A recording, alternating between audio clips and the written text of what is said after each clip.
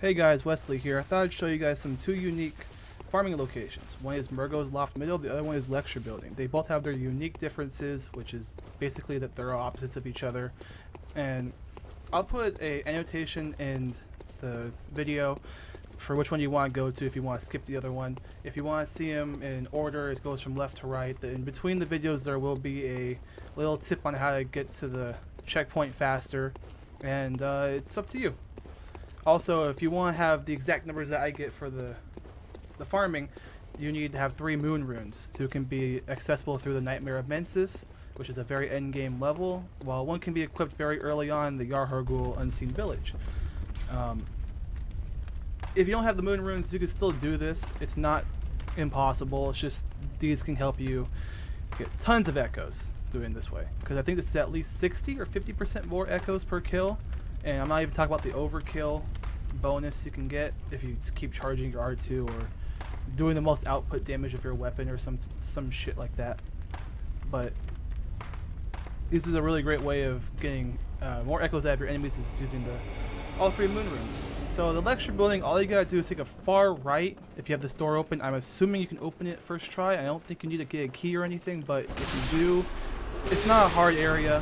You can go through it like nothing. And especially if you haven't done this and you're in endgame, this is going to be a cakewalk for you because they're all one-shot enemies. They're not very hard. You don't really need to worry about them. They drop, if without 3 moon echoes, I think it's 777 or something a piece. And with 60% more echoes from enemies, it can be up to like 1,446 if overkill.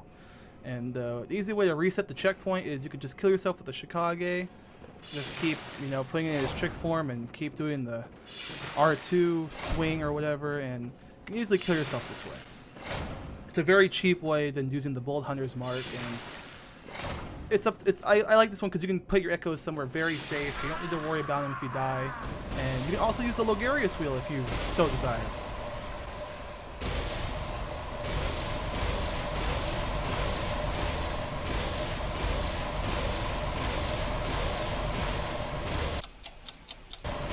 Okay, let's not use the Logarius wheel. I think it's enough. But you can also use Bold Hunter's Mark. This is the safest way, but you have to spend money to make money kind of thing.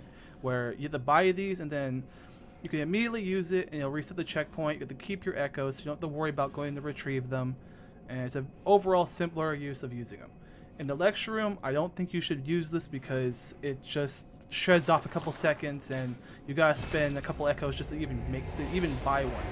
But if you're going to go through the Murgo's Loft Middle, this is a surefire thing to buy because you do not want to die and lose your echoes somewhere and have an enemy pick them up, because there's no safe way to kill yourself in Murgo's Loft Middle. As all the enemies spawn areas are very stretched, and like I said, it's a very long route and the enemies are way more aggressive in Murgo's Loft Middle, so I would say use the Bold Hunter's Marks there and just kill yourself here to reset. If you don't want to do this and you want to go to the Hunter's Dream and back, I recommend not to do that because that's 2 more loading screens, and if you're playing this game, you already know how bad the loading screens are. And in the Nightmare of Mensis, where the Murgo Loft, where it holds the area, the checkpoint for Murgo's Loft in the middle, all you have to do is go up the stairs, take a left. There's some dog reverse engineered crow things on the right. You can fight them. They're very aggressive. There's 2 crows and then they're eating a dog. And they're not hard, but they are aggressive. And fighting the lecture enemies for so long and then running to these guys would make me realize that these are way more aggressive enemies than the lecture building ones. So if you prefer fighting these guys, then have at it, because I refuse to even go here again because I suck ass at this game. But take a left, you can find a bunch of snake people. They're the bosses from the Shadows of Yharnam boss fight, but now they're their own enemies and they're a lot weaker, but they can do a lot of chain combos, which is very frustrating to say the least. The one with the candle can blow fire, so it's not good. Try and dodge that. It will lock you if you try and swing at him. And then you want to keep them away from the guy up top because he's an arcane guy, he shoots fireballs, and you can easily pull the other guys away from him, but it's best to do that because he'll just keep spamming fireballs on you if you don't. He's really easy to kill, he doesn't really try much to do anything to you. The real challenge here and the real reward here is the 3 pigs. There's 3 pigs here. One you can visceral attack because he does absolutely nothing to stop you. It's a very simple enemy. He gives you at least 16k if I'm correct for killing him. Well, I mean, we'll see it right now. Come on, die. Yeah, see 16k, 16,216 or whatever that goes from just killing him. And that's the first one. There's 2 more who spawn in unison and walk in unison down the stairs.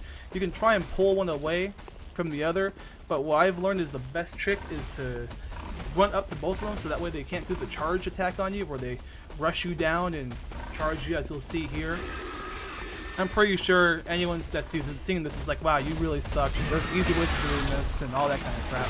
But I suck at this game and those pigs whip my ass. That breath you saw also is a frenzy attack. It will put frenzy on you if it hits you, and God help you if you have a lot of insight like I do. They will really screw you over. But other than that, the pigs are really easy. You can just keep slashing them, get behind them, do what I'm not doing, and go behind them and slash them behind, because they'll turn around, they'll try and back up away from you, and fear that you're hitting them in a spot where they can't even hit you back. So don't do what I'm doing and hitting from the front, as it's not a good idea. And each one drops 16k. You can get at least like 50k from doing this. With all 3 moon rings, you get 60k or even more just from doing this. It's a way easier way of getting echoes. It's a way better way of getting echoes, but it's a big risk, big reward for me anyway. For anyone else, it's like, wow, 60k from doing this for 3 moon rings? I'll definitely do this. But what you want to do is take a bullet hunter's mark here, because there's no way you want to die here. Dying here is officially a bad thing, because God help you if you lose all your echoes while trying to retrieve them from killing yourself with Chicago. You're just going to look like an ass. So, yeah, I think you want to use the bullet hunter's mark for this. But anyway, if you liked the video, awesome. I was hoping that I could share some really interesting farming locations. And if you really liked the video, awesome. It'd be awesome if you could see some of my other videos. Just take a look at it if you have the time. And so, that's it. Take care.